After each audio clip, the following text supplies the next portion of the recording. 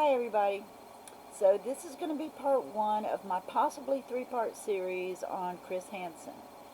Now, Chris Hansen's pretty well known, and you might know a lot of the information I'm going to be giving you, but I hope I'm going to be throwing in a little bit of info that you don't already have. Now, Chris Hansen was born in 1959 in Chicago, Illinois, but was raised in Michigan. And at around the age of 14, the alleged gangster and union leader Jimmy Hoffa disappeared and was suspected to have been kidnapped and murdered. Now, the last place he was seen was in front of a restaurant called the Red Fox, which was about a mile and a half from Chris Hansen's home. So at the age of 14, he would take his bike, and he heard about this and he was interested. So he was intrigued. So he would jump on his bike, go down there, and he would observe the police officers and the FBI while they were doing their investigations and questioning people and things like that. And so this kind of ignited that little investigative bug in him. Now, after he graduated high school, he went to Michigan State University, where he majored in telecommunications. And during his senior year, he worked as a reporter for the on-campus radio station. And before too long, I think it was 1988, he was working for other various newspapers and radio stations as a reporter. Excuse me, I'm going to refer to my notes a little bit here because it's been a long night and I'm tired. And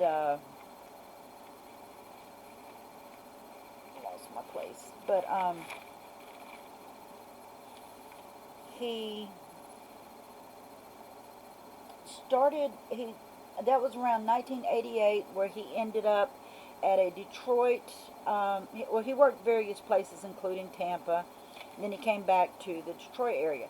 Around 1988 he became an investigative reporter for a station in Detroit and eventually became an anchor person. Now in 1993 is when he managed to be picked up by NBC. And again, he was an investigative reporter, and he was fairly successful. He was pretty popular. And by 2004, well, let me back up a little bit. During his time as a reporter, he had been talking to one of his friends, a guy named, I think it was Kevin Dietz, who told him about a watchdog group called Perverted Justice. And so Chris got an idea about this, and with the help of other people, other investigators and producers and things like that, they came up with the idea To Catch a Predator. And of course it started filming in 2004. Now the first couple of episodes were done in Long Island, and they were done without the participation of the local police forces.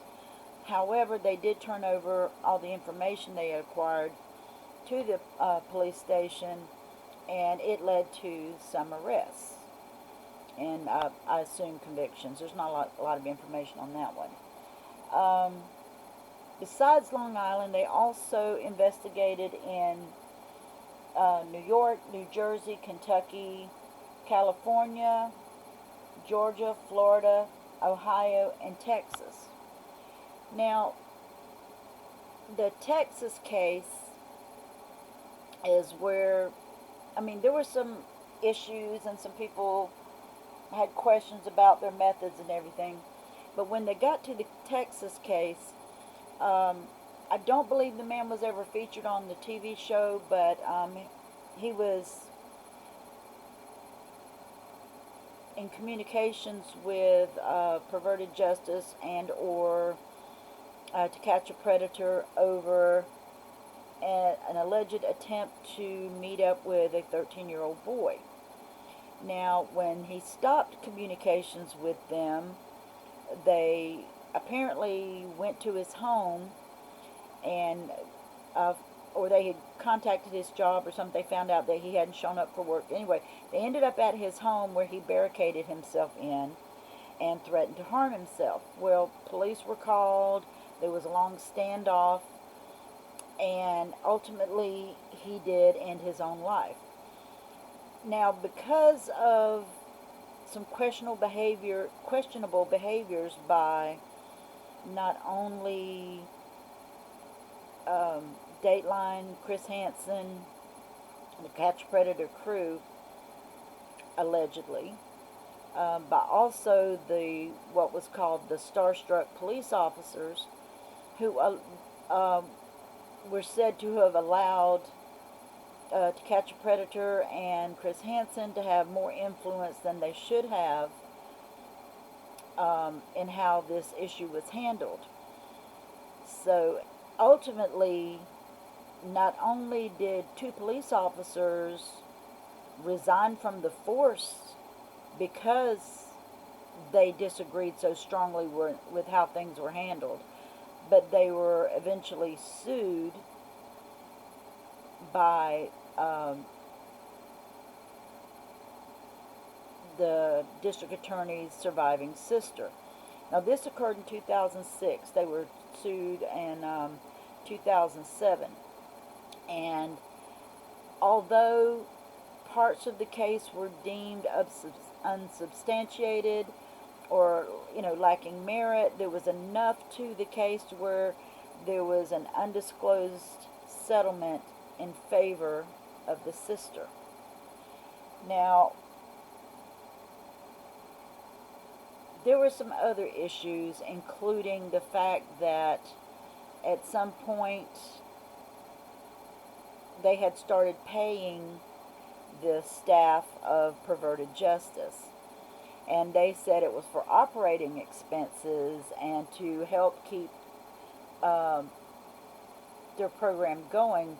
But later on it was revealed that the owner, director, whatever he calls himself, of this program basically parted it away on the most part. It was like $10,000, and very, very little of it went directly into the Perverted Justice programming or operations. Now,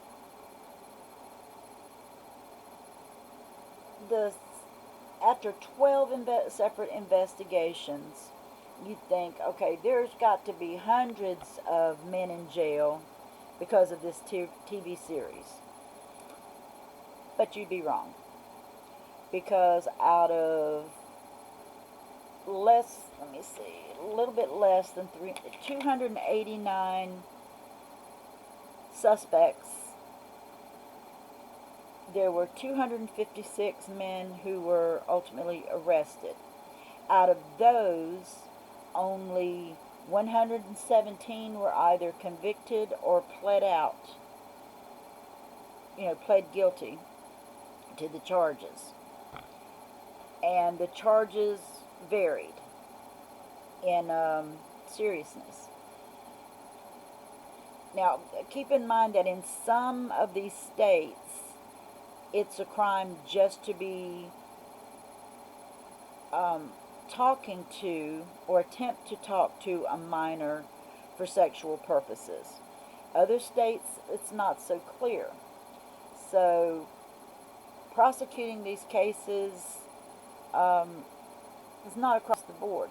In fact, the prosecutor in Texas declined to indict all 23 suspects in that case because of all the controversy and the potential for entrapment, they said. So a lot of these men, either because of the deals that they made, either served very short sentences. Now, some had prior convictions, keep that in mind. I don't have exact numbers on this, but some served very short sentences and got probation. Some served no time at all and got, on average, 5 years probation, and all the convictions were all those convicted were required to register as sex offenders in their state. And not long after all this happened, the the ratings had been averaging between, depending on the source, between 7 and 11 million views per episode for To Catch a Predator. And viewership started dropping a little bit, but at one point, a colleague of Chris Hansen from 2020 named Brian Ross started an investigation on the program itself and how things were handled, how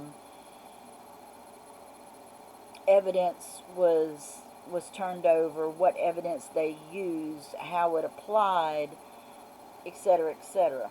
And Chris Hansen claimed that this was due to competition between colleagues, but Brian Ross felt like Chris had overstepped his bounds, especially in the Texas case.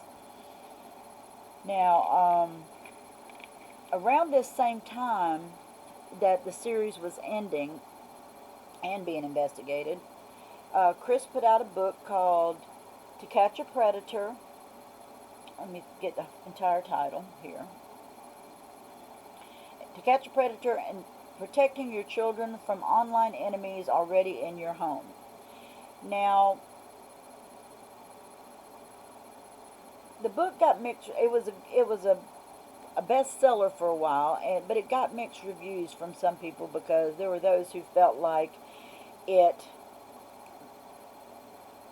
did some victim blaming. Others felt like there was too much irrelevant information listed, that it was more about Chris Hansen's successes than it was about the subject matter of protecting children from online predators, and just different complaints.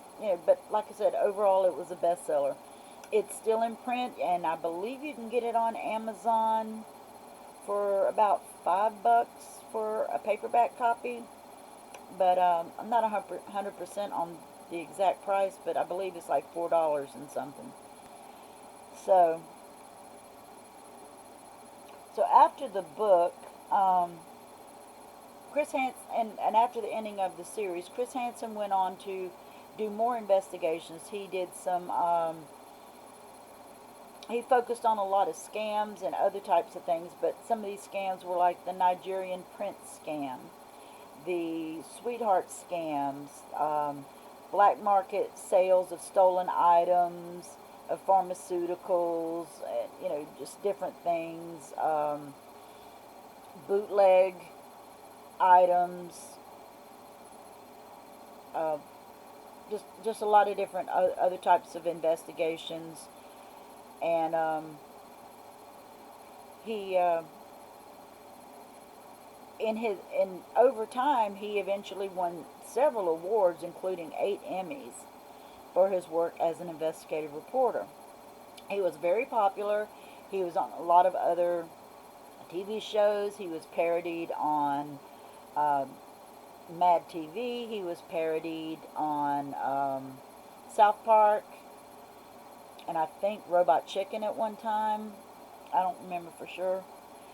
But also, a few years later, he was on assignment down in Florida, I believe it was, and he met a young woman that he ended up having an affair with.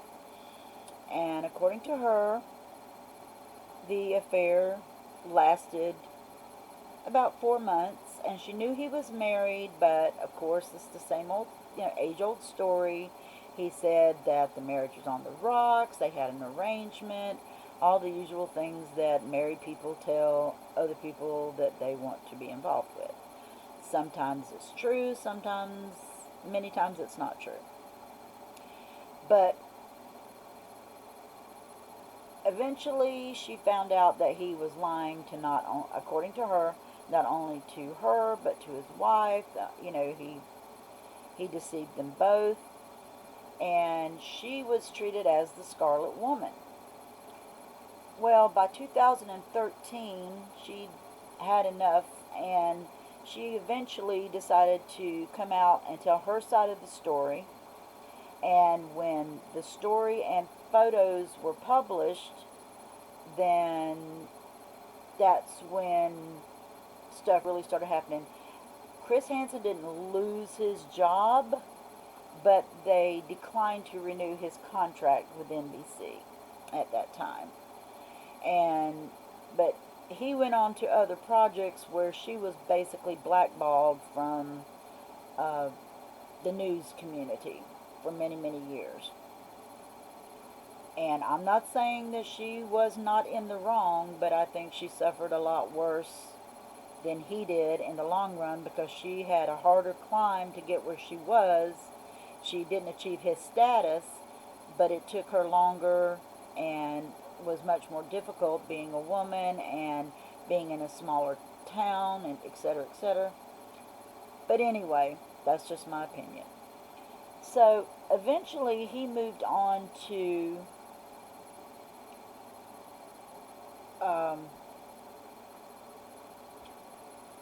a project with um, Investigation Discovery called Killer Instinct. And my understanding of the series, which I haven't watched to be honest, was that it was similar to some other programs that you'll see on different cable channels, where they go in, they discuss certain crimes, they discuss the details, um, do some reenactments, etc., etc. And I believe that was a 10-episode deal. And he did well on that. But when that was ending, he decided to go. He said he had another project in the works, and what he did, by this time it was around 2015, and he decided he wanted to start this new project to pick up where To Catch a Predator left off and call it Hansen versus Predators. In fact, they did a couple of stings to sell the idea. And he started a Kickstarter, and he failed to raise the amount of money that he needed. Now, a lot of this, he was kind of resting on his laurels, so to speak. He was betting on his reputation because of all the awards he had won, and the his popularity on and off his show. And in fact, some of his investigations were so successful that in one case he did, after, I think it was after an issue with an airline, I can't remember now, it slipped my mind, but he did an investigation on the lack of security in certain airports, which caused the Federal Aviation Administration, I think it's called, to look at their security policies and implement changes because of the investigation that he did. So, in the long run, he did do some good. But, like I said, he failed to raise the amount of capital that he needed for this project. So, he eventually went in, did a new project with, what's the other show he did?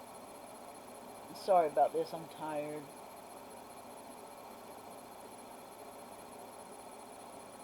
The Investigation Discovery, after that was done, he had a series with Crime Watch Daily.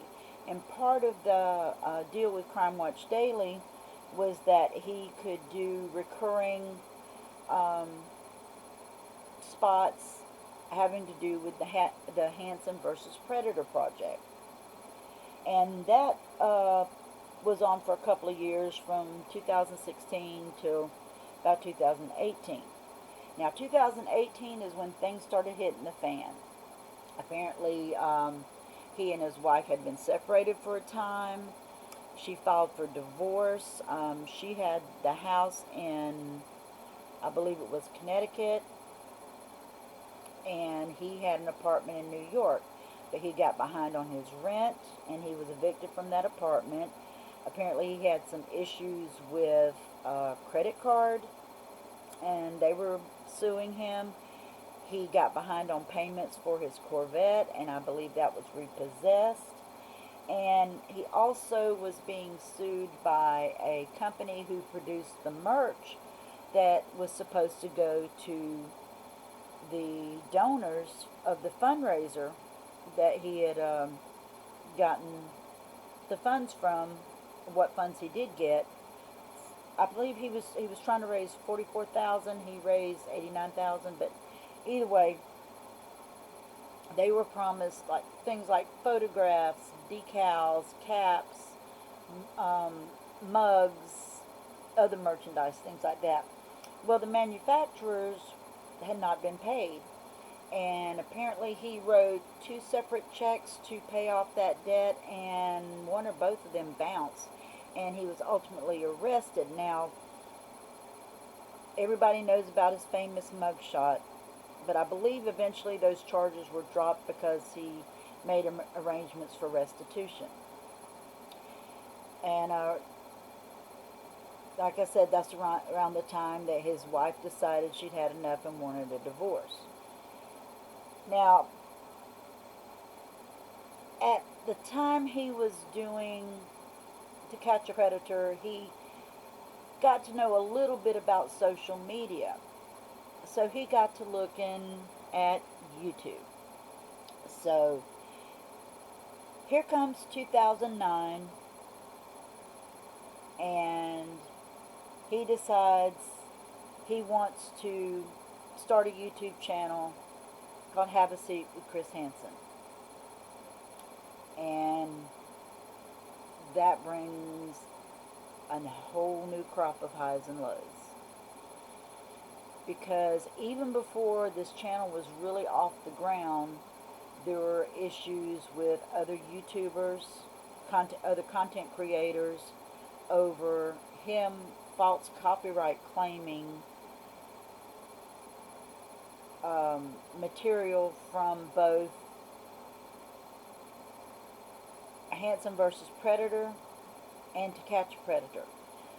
There are some reports that he had sold the rights to Hansen versus Predator to Crime Watch Daily, but I've not been able to confirm that at this time. Now, you might have already heard some of the issues that he had a podcast called Have a Seat with Chris Hansen, and he was branching out into doing investigations and interviews on some of the more current topics, such as Anision, Davi Vanity, Jeffree Star, etc., etc. But that's going to be where Volume 2 comes in, because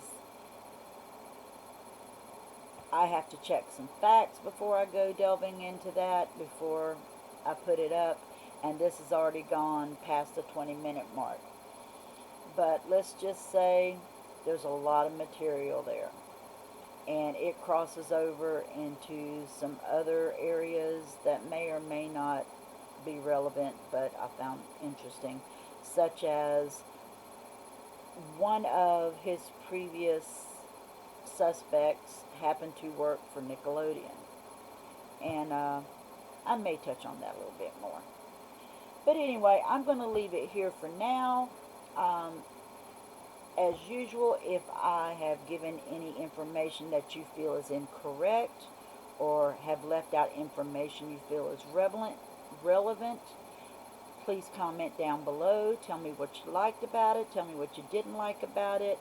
What suggestions you have for the next video.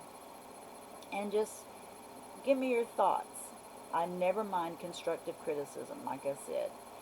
Personal criticism, I can take it or leave it depending on how it's intended, or how I feel like it's intended. But constructive criticism about my work, I can handle that. But like I said, I'm just going to leave it here. Going to pick it up. Hopefully, I'll have the new one up by Sunday. If not Sunday, then Monday. And in the meantime, take care of yourself, look after each other, be well, and I'll see you soon.